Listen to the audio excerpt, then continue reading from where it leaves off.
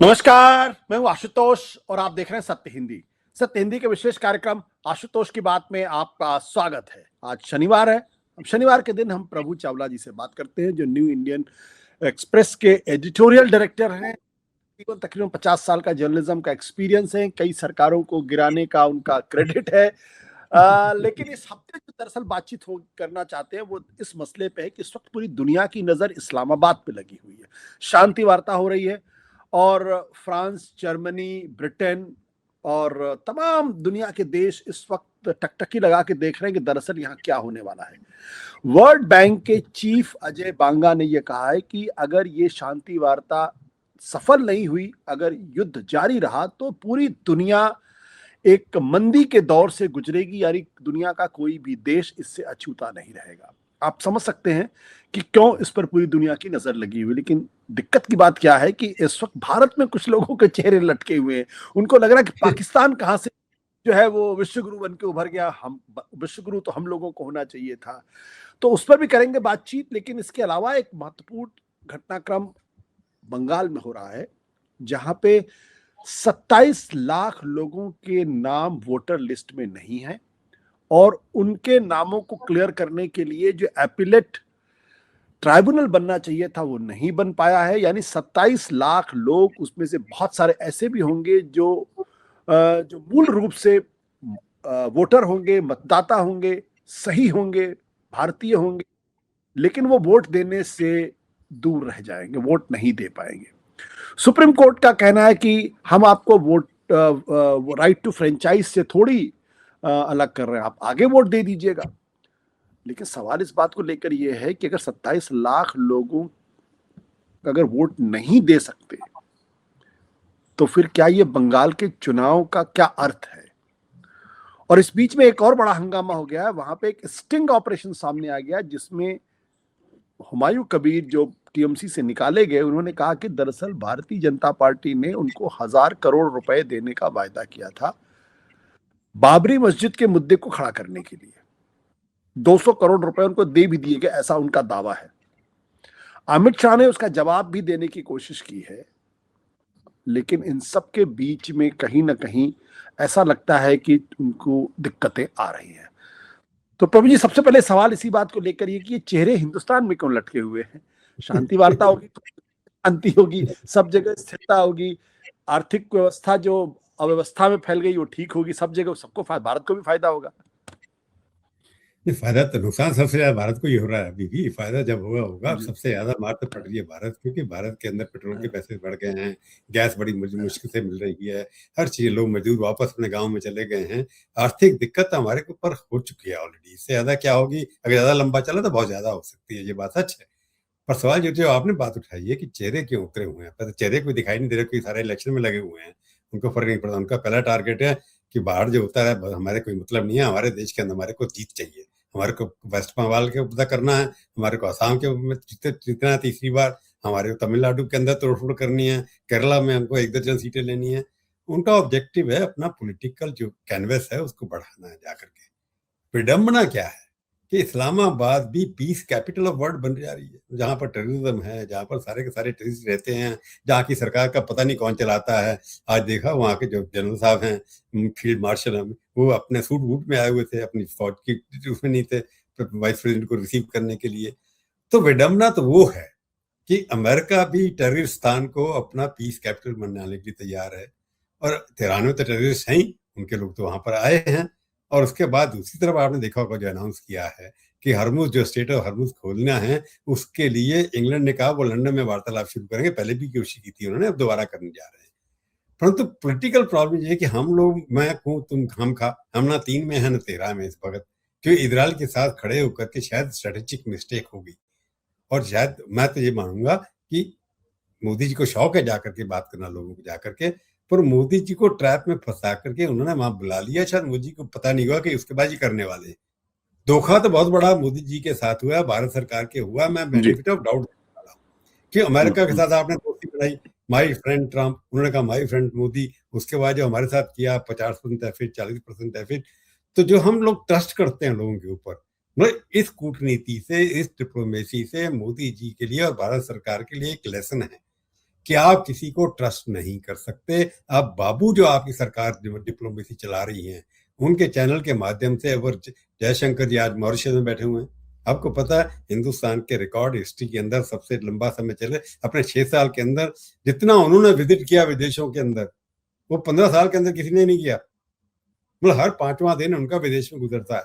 विदेश मंत्री हैं, किसी और पॉलिटिकल आदमी को जान नहीं देते, खुद हर जगह पहुंच जाते हैं।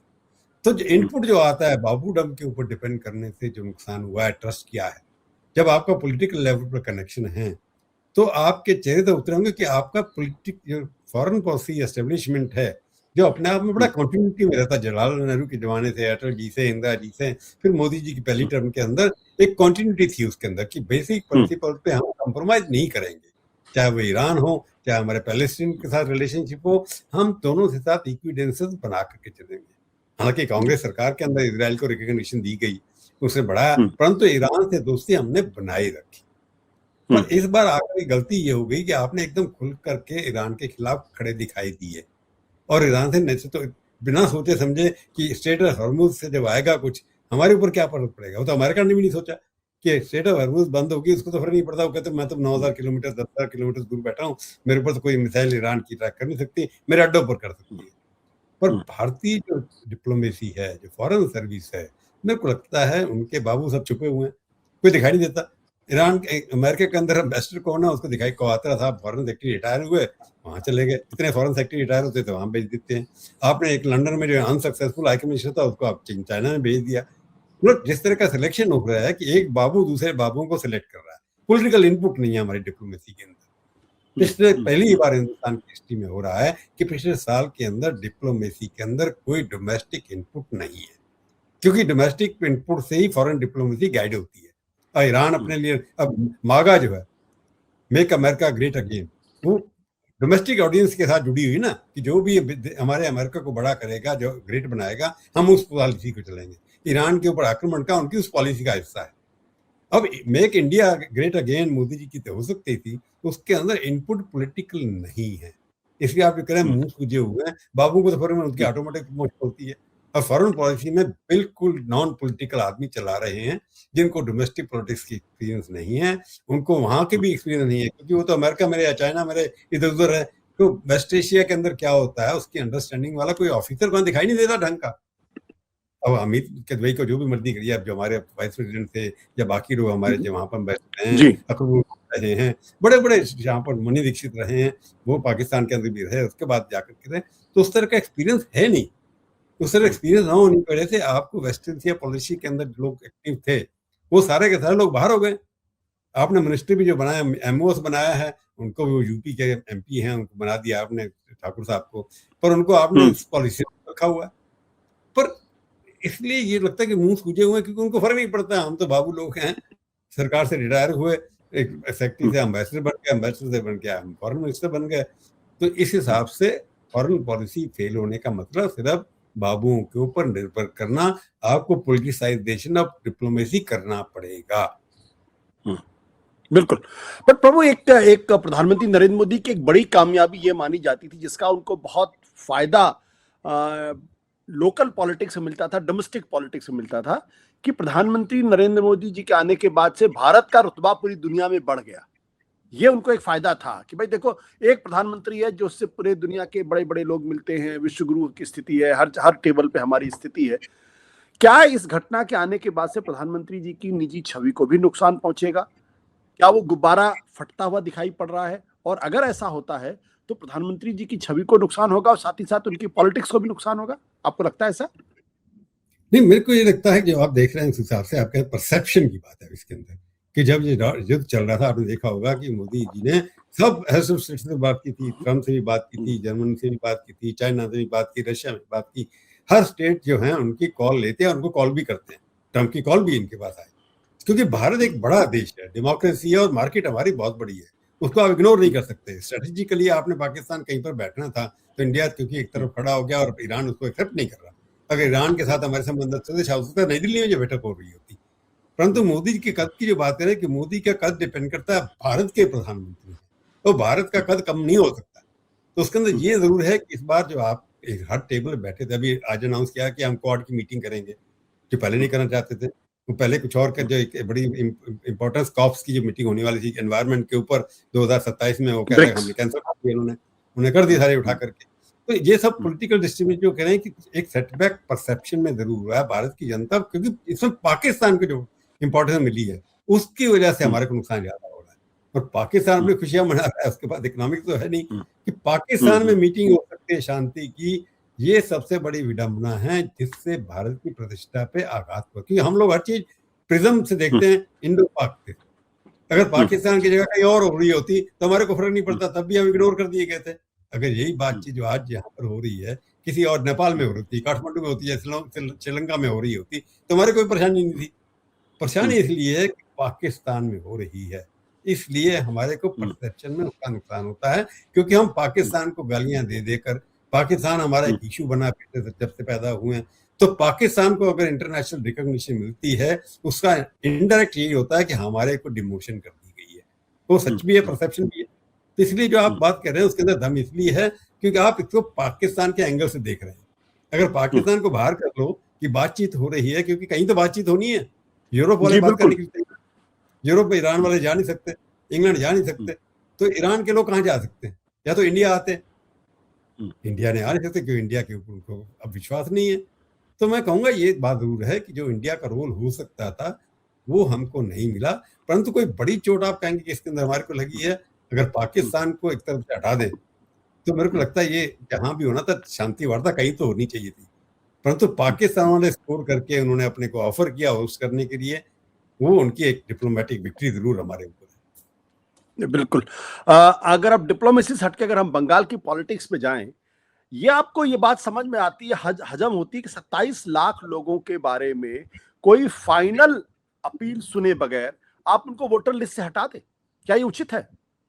नहीं, मेरे को बिल्कुल सर, जो भी प्रोसेस वेस्ट बंगाल में हुआ, परंतु आप देखिए सारे देश में जो हुआ है, लगभग 2 करोड़ वोट काट दिए गए हैं। यूपी में बहुत सारे वोट काट दिए गए, प्रोसेस भी कंप्लीट नहीं हुआ, वहां भी काट दिए गए, दिल्ली में भी कटने वाले हैं। आपने बाकी स्टेट्स के बारे में लिखा है, अगर आप नेशनल पर्सपेक्टिव में इसको डालेंगे तो लगता है कि ये छटनी नेचुरल लगती है, परंतु वेस्ट बंगाल से जिस तरह इम्प्लीमेंट किया गया वो लगता है मोटिवेटेड था।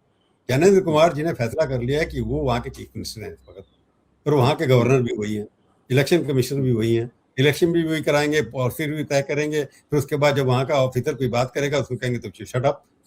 तो उनकी जो सोचने का तरीका, उन्होंने गारंटी ले ली कि वोट काटने से शायद वो जितवा देंगे बीजेपी को, और बीजेपी को बदनाम करने में सबसे ज्यादा परसेप्शन बीजेपी के खिलाफ बनाने के अंदर ज्ञानेंद्र कुमार का क्रेडिट जाएगा। अगर बीजेपी वहां पर नहीं जीतती है उसका ठेकड़ा सिर्फ उनके सिर पे पिटेगा, कि बीजेपी अपने आप में ताकत बन रही थी, 77 सीटें ली उन्होंने, 39% वोट उनके पास हैं।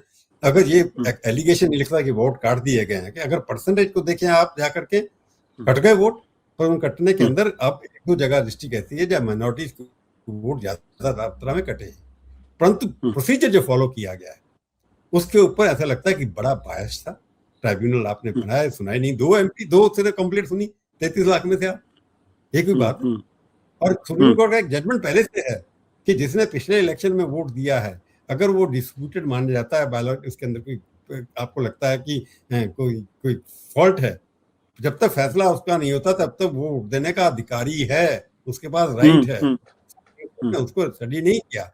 अंडर आर्टिकल के अंदर भी यही है, इलेक्शन पीपल रिप्रेजेंटेटिव के अंदर, कि आपने एक बार अगर वोट दिया है, दूसरी बार आपको क्वेश्चन कर दिया है, जब तक डिसाइड नहीं होगा यू विल रिमेन वोटर। परंतु यहाँ तो इलेक्शन चीफ कमिश्नर ने डिसाइड कर लिया है कि उनको रिटायर होने के बाद घर से बुलाया गया है, उनके ऊपर क्रिमिनल केसेस नहीं होंगे, पार्लियामेंट में लॉ भी पास हुआ गया, होने जा रहा है या हो गया, मेरे याद नहीं इसके बारे में। तो ये सबको लेकर के वहां पर जो हो रहा है वो बिल्कुल गलत है, डेमोक्रेटिक प्रिंसिपल के खिलाफ है। वोट कटने चाहिए। अगर लगता है कि आप पर घुसपैठिए आए हैं तो आपको प्रोसेस 2-3-4 महीने पहले शुरू करना चाहिए था इलेक्शन से। तो आपने इलेक्शन के टाइमिंग के साथ, इलेक्शन के दौरान आप प्रोसेस शुरू करते हैं, वो टेक्निकली, लीगली, मॉरली डिसऑनेस्टी है। तो इसलिए उसके अंदर नहीं होना चाहिए था। हालांकि जो वोट कटे हैं मैं उसके बारे में कुछ नहीं, क्योंकि मुझे लगता है परसेंटेज वोट जो है उस हिसाब से कटे हैं, जितने भी करते हैं हर क्षेत्र के अंदर कटे। जैसे कलकत्ता कॉर्पोरेट के अंदर कई कॉन्स्टिट्यूंसी में वोट बराबर कटे, जो ऐड हुए हैं, जो कटे हैं, उसके अंदर ये है। ओवरऑल जो बच गए हैं उनके ऊपर फैसला ना ले पाना और उनको वोट नहीं देना, ये अपने आप में बिल्कुल एक्सेप्टेबल नहीं डेमोक्रेसी के अंदर। बिल्कुल, क्योंकि जो जो पहले लिस्ट आई थी उसमें आपने ये कहा कि भाई 60-67 लाख लोग हैं जो एलिजिबल वोटर्स नहीं है, यानी या तो उनकी मृत्यु हो गई है या परमानेंटली मूव कर गए हैं या उनके दो जगह पे वोटिंग पोलिंग बूथ पे दो जगह पे हैं, तो वो एक लॉजिकल चीज समझ में आती है। लेकिन ये जो 27 लाख लोग हैं इनका तो कुछ लॉजिकली समझ में नहीं आ रहा। इनका कहना है कि भाई आपकी लॉजिकल डिस्क्रिपेंसीज हैं, यानी आपके कोई पेपर है जिसके बारे में कुछ आप उसको साबित नहीं कर पा रहे हैं। आशुतोष की जगह तो उन्होंने पारितोष लिख दिया और हाँ लॉजिकल हो गया। हाँ आशुतोष हाँ का पारितोष तो लिख दिया बस। तो कानून ये कहता है कि अगर मान लीजिए जो एजुकेटर हैं अगर उन्होंने ये फैसला कर दिया कि भाई आपका गलत है, आपको आप एलिजिबल वोटर नहीं है, तो उसके बाद उस आदमी को अपील करने का अधिकार है, ट्राइब्यूनल बैठती है और वो ट्राइब्यूनल जो है इसके फैसला करती है। अब वो ट्राइब्यूनल के सामने वो आदमी अपील नहीं कर पा रहा, उसके पहले आपने वोटर लिस्ट फ्रीज कर दी, क्योंकि आपको फ्रीज करना ही करना, जिस दिन आपने विड्रॉल हुआ उस दिन आपने वोटर लिस्ट फ्रीज कर दी। तो 27 लाख लोगों में से बहुत बड़ी ऐसी संख्या में से होंगे जिनके पास सारे कागज दुरुस्त होंगे लेकिन वो वोट नहीं कर पा रहे। क्या आपको नहीं लगता सुप्रीम मिल ही नहीं कोर्ट के पा ऐसे रहा है। मामलों में दखल देना चाहिए? सुप्रीम कोर्ट को दखल देना देना चाहिए, अभी चाहिए इस डेट मामले लगी में, हुई है, 16 क्योंकि तारीख को सब कुछ डेट तो लगी सुप्रीम हुई है। कोर्ट कहने पे हो रहा जी। सु- अभी ये तो इस वक्त तो इलेक्शन कमीशन सब कुछ कर रहा है, सुप्रीम कोर्ट इसके अंदर ज्यादा इंटरफेयर नहीं कर रहा। परंतु सुप्रीम कोर्ट के अपने जो ऑर्डर्स हैं अगर ट्राइब्यूनल के अंदर नहीं पढ़ा गया, उनको अपील करने का टाइम नहीं दिया गया, तो सुप्रीम कोर्ट के सामने ये रखना चाहिए उनको कि आपके आदेश के अनुसार जो हो रहा था उसके अंदर अगर जजेस नहीं काम कर रहे रिटायर वहां पर, जहां पर कोई फैसला नहीं हो पा रहा है, तो सब्जेक्ट तो ये क्या मतलब कि आप वोट कर देंगे। अगर उनमें से पहले वोट दिया है जिसने भी, उन लोगों को तो दोबारा वोट देने की परमिशन आपको देनी चाहिए, ये लॉजिकल है। अगर पिछले दो इलेक्शन में जिसने भी वोट दिया, दो मान एक छोड़ दीजिए, जिसने 2011 में वोट दिया, 2016 में दिया, 2021 में दिया, उन सबको वोट देने की परमिशन तो देनी चाहिए। तो नेचुरल 2 बार दे सकते, तीसरी बार क्यों दे देंगे?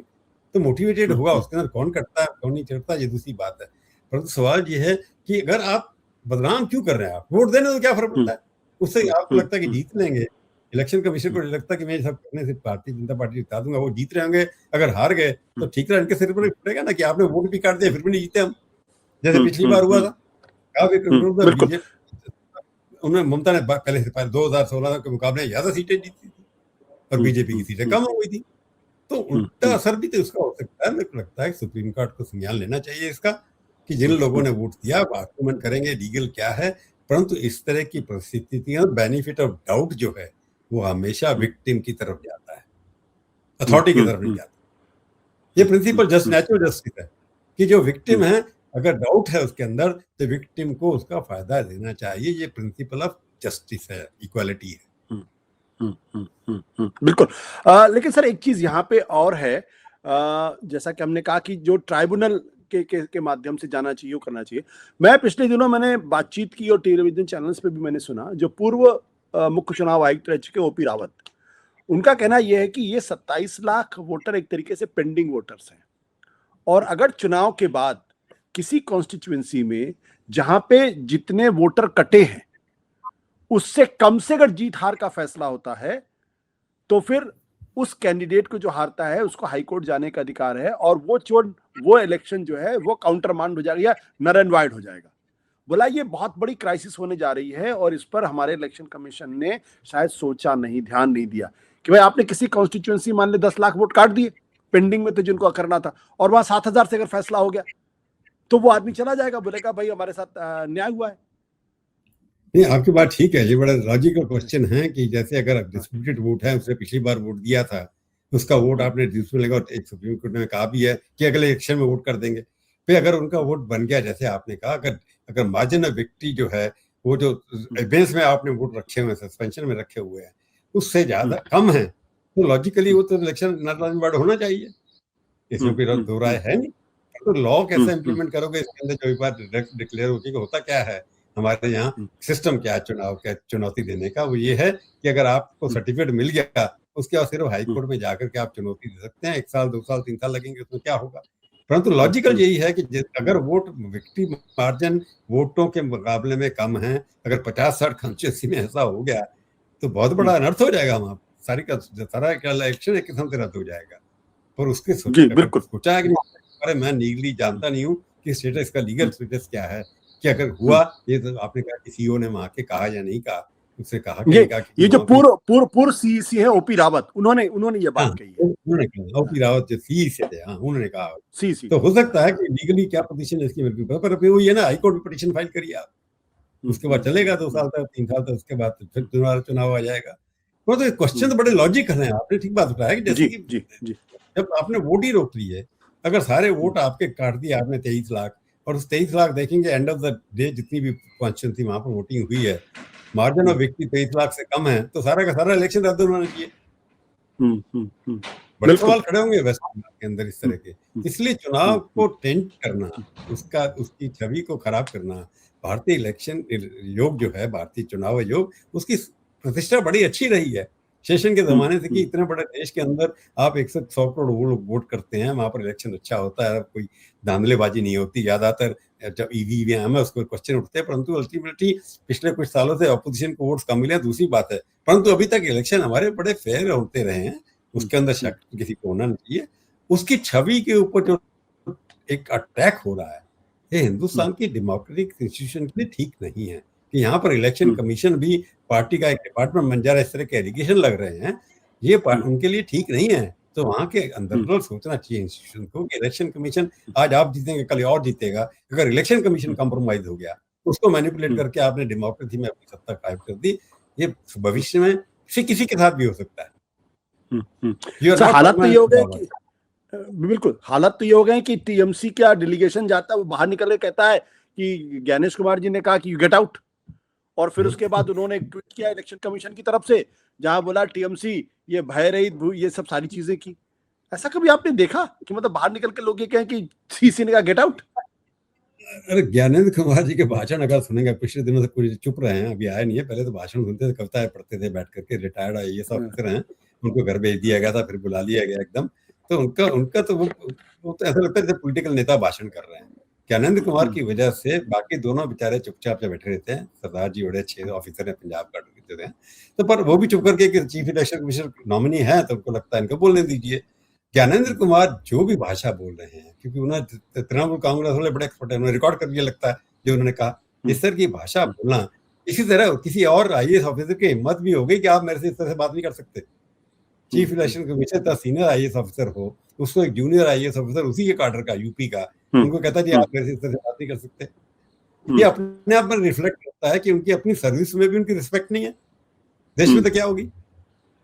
इतना आईएएस के अंदर सीनियर लोगों को जूनियर आईएएस ऑफिसर 10 साल का फर्क है उसमें, जो आदमी वहां पर बैठा है ऑब्जर्वर, उसको आपने ट्रांसफर कर दिया दूसरे दिन करके, उस ऑब्जर्वर का यादव साहब जो वहां पर यूपी के आईएएस ऑफिसर थे, उनको आप कैसे कह सकते हैं if you want to you can't how you, जिस तरह की भाषा का प्रयोग रिकॉर्डेड है।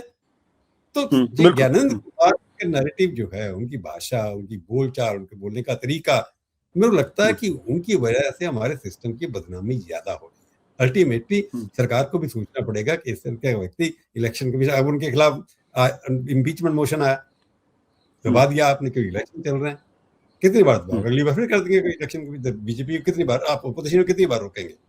तो जैसे अपोजिशन को विश्वास नहीं है, जहाँ 190 या 180 एमपी ने दस्तखत किया कि हमारे को इसके खिलाफ करना है, तो उसके साथ जो है अपने आप उनको इस्तीफा दे देना चाहिए था, परंतु नहीं दिया। तो मेरे को लगता है जो आप बात कह रहे हैं कि वेस्ट बंगाल में जिस तरह से प्रोसीजर कर रहे हैं, तमिलनाडु, बाकी स्टेट्स में क्यों नहीं कर, इतना किया इन्होंने। तमिलनाडु में कोशिश की उन्होंने जाकर के, आसाम में बहुत दूसरे लेवल की उन्होंने पहले डिलिमिटेशन कर दिया था, परंतु वेस्ट बंगाल को टारगेट कि मैं आपको स्टेट डिलीवर कर दूंगा, जैसे आपने कहते हैं सुपारी ले रखी हो, ऐसे नहीं जाना चाहिए। तो मेरे को लगता है देश की डेमोक्रेसी के लिए ठीक नहीं है, इलेक्शन कमीशन को चुप रहना चाहिए, काम करना चाहिए। सर आपको क्या लग रहा है चुनाव में ममता बनर्जी और बीजेपी के बीच में? अब तो एक स्टिंग ऑपरेशन भी आ गया, जिसमें वो महाकबीर कह रहे हैं हमको 1000 रुपए करोड़ देने की बात की गई थी, क्या बाबरी मस्जिद का निर्माण शुरू करिए, और उसके बाद मुसलमानों के बीच में कंफ्यूजन फैलेगा। और जाहिर सी बात है, उन्होंने कहा कि उसमें तो मोहन यादव जी से मुलाकात हुई थी, हेमंता बिश्वा शर्मा से मुलाकात हुई थी। हुमायूं कबीर साहब का पता नहीं कि कांग्रेस में थे पहले, उनकी बैकग्राउंड क्या है, बीजेपी में रहे थोड़े दिन के लिए, कांग्रेस में थे, फिर बीजेपी में गए, बीजेपी के बाद फिर टीएमसी में गए।